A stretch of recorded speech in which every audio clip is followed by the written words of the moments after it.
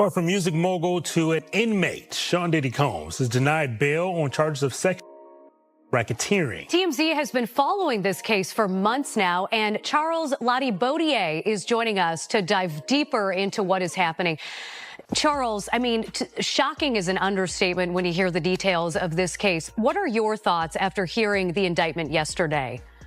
Good morning, Brian and Natalie. I got to tell you, my thoughts reading the 14-page indictment yesterday were that there are a lot of people in Hollywood who are probably worried about which Diddy parties they were at and what was going on. That's not to say that they were necessarily even involved in any of the things that are alleged by the U.S. Attorney's Office.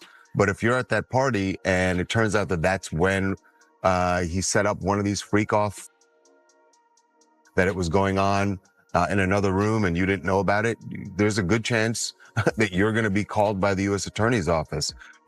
Certainly if you were involved, you would get a call because they're going to want to know everything you want to know and may even want you to be a witness. I just think, we're just starting to scratch the surface of what this case, this case is going to touch and involve.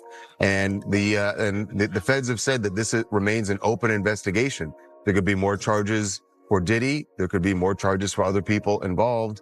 And usually the way this works is once they find out other people are involved or were witnesses, they bring them in and they sort of lean on them. And it's sort of like, you're going to cooperate with us, or there's a possibility that you could face charges. So this is going to be a slow developing a case here because we're just getting started. And I don't see how this trial begins anytime before next year. There are a lot of wild allegations in those documents that came out yesterday. There has been a lot of talk on YouTube and social media recently about arrest warrants being issued for Hollywood celebrities, including Diddy. Yes, you read that right. Arrest warrants for Diddy and other Hollywood elites. 1,000 bottles of baby oil. What surprised you the most about what you read yesterday? Yeah, I mean, that, Brian, was definitely an alarming graph. These were items that were used at the freak-offs. There were also large amounts of drugs, they said. They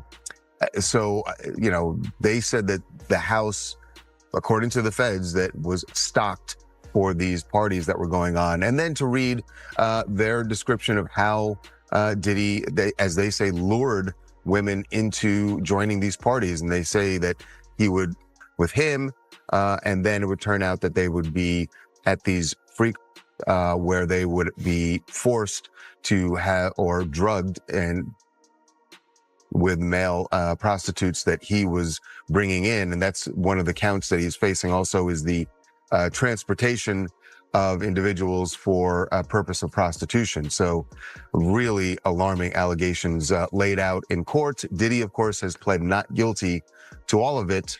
And then the real kicker for him at the end of the day was that the judge said you will be held without bail. And that means however long it takes for this trial to begin, he will be in a federal detention facility in Brooklyn, and not a very nice one. In fact, a fairly notorious one. So you got to figure it. He wants out of there, and he wants out as soon as possible. We're in this era right now, Charles, of men with power falling from grace in Hollywood. And when I think about Harvey Weinstein, that was an open secret in Hollywood for a very long time about what he was doing with victims. Was this also the case with P. Diddy? A video appeared on YouTube with a title that grabbed everyone's attention. Arrest warrants for Diddy's associates in Hollywood revealed by Joe Rogan. It quickly went viral, and it's easy to see why. Who wouldn't want to click on such an eye-kicking title? The title photo runs the gamut from Joe Rogan in a navy blue shirt, holding a sword alongside a glass of blue scotch. People kind of knew this was going on? I will say this. There were always been whispers about his power and how he wielded that power. But I can't say I heard any whispers about these freaks, and it's really alarming. We were talking about it yesterday. One, these parties had a lot of individuals. In fact, the U.S. Attorney's Office says that the parties would sometimes go on for days.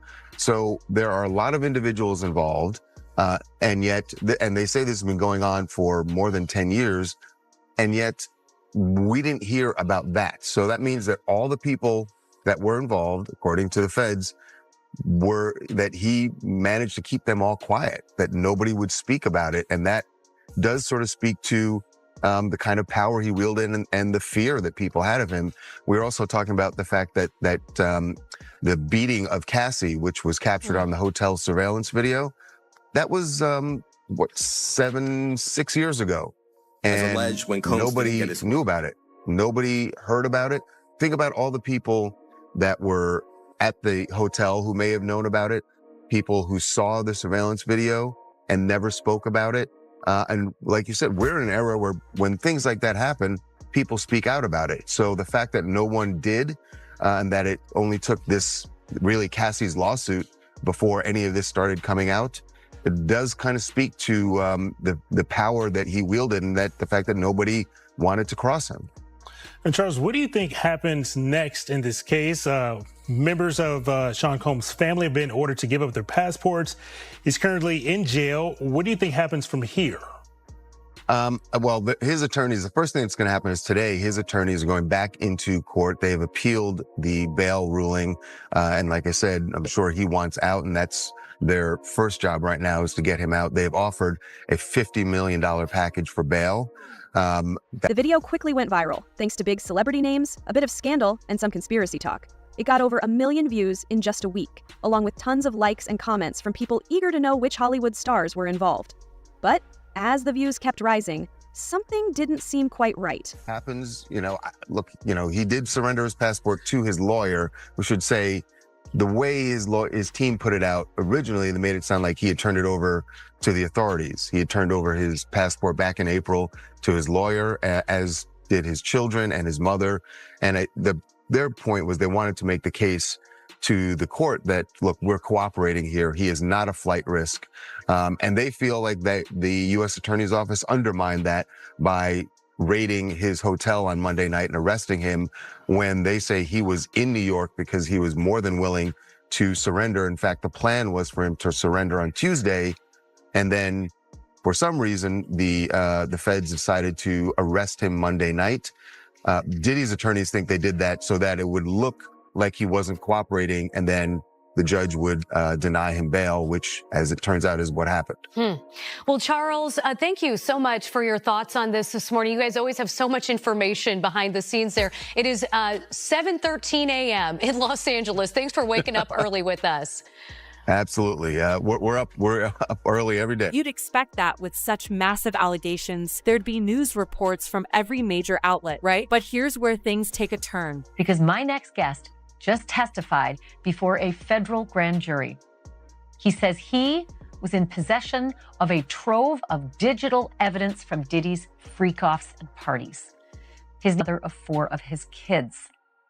On those drives, the witness says 8 videos featured 8 celebrities at Diddy freak-offs or parties, and that 6 were males, 2 were females. The drive also included a manuscript of an alleged Kim Porter memoir, a memoir that her 4 kids insist is fake. Courtney Burgess told his story on a podcast before he told the grand jury today, and after he told the grand jury, and I mean immediately after, he booked it over to my set, and he and his attorney talked to me. I should tell you that he was very limited in how much detail he could go into about his testimony. And because the 8 people in the videos, the 8 celebrities in the videos were allegedly victims, we know who they are, but we will not be naming them, famous or not. Here now is my conversation with Courtney Burgess and Ariel Mitchell, who's his attorney, beginning with the question of whether the participants in the video even knew they were being recorded. Were there any cameras in places where you'd assume privacy, like bathrooms? Well, I've never been in this house, but the picture, yes.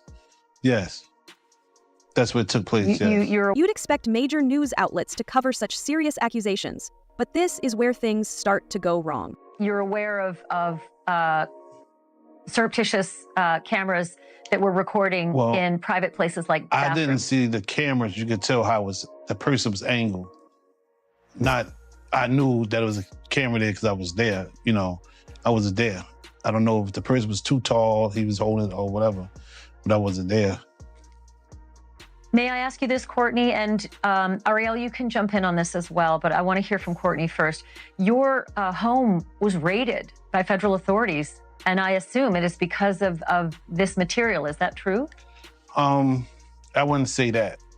They just went to every one of them looking for me. They said, the paperwork said the 24th, that I had to be there the 28th, and then it was the 27th. I said, I can't make it there, that's tomorrow. So I don't know. From the look of it, it was 4 days.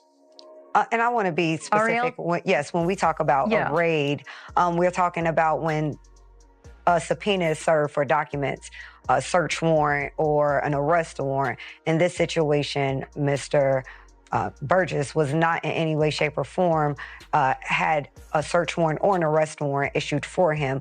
It was just them serving a subpoena. So when the federal government needs to serve a subpoena, they use the Marshal Service to come to all of your residences if you have more than one residence. So in this situation, they sent marshals to all of Mr. Burgess's residences, and that was somehow construed or understood or turned into a raid, but he did not face a raid. It was just to serve him the subpoena.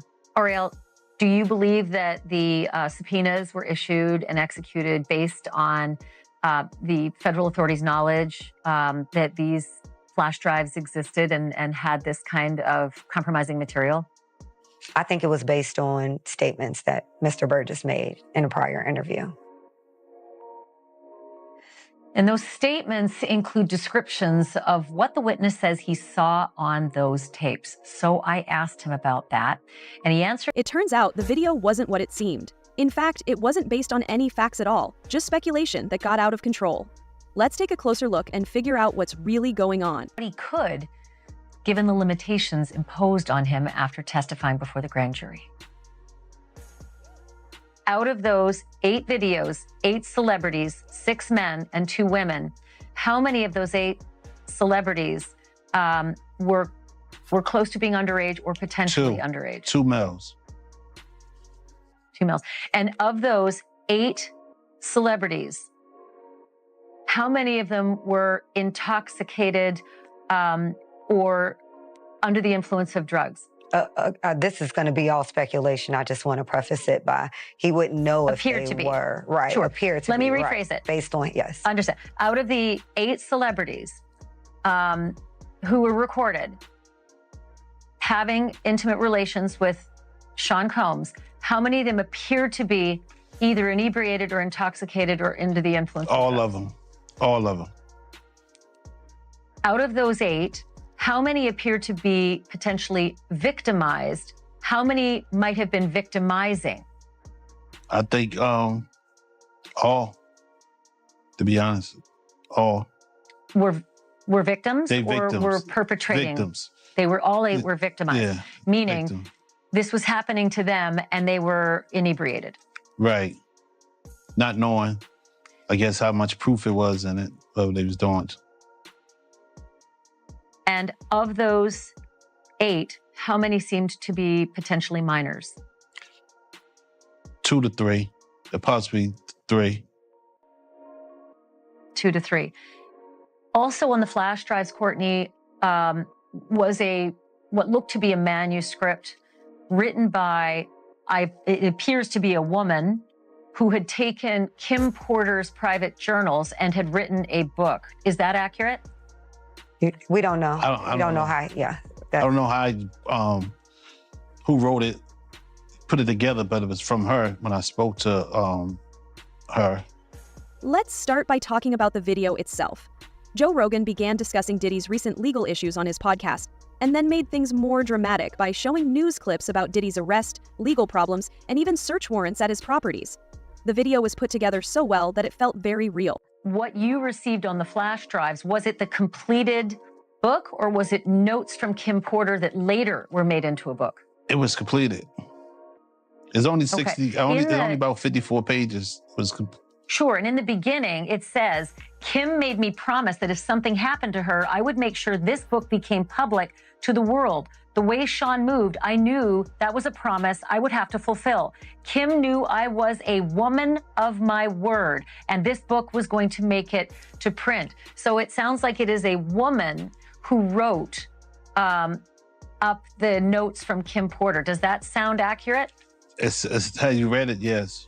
I haven't even read the book. Do you know who the woman is? No.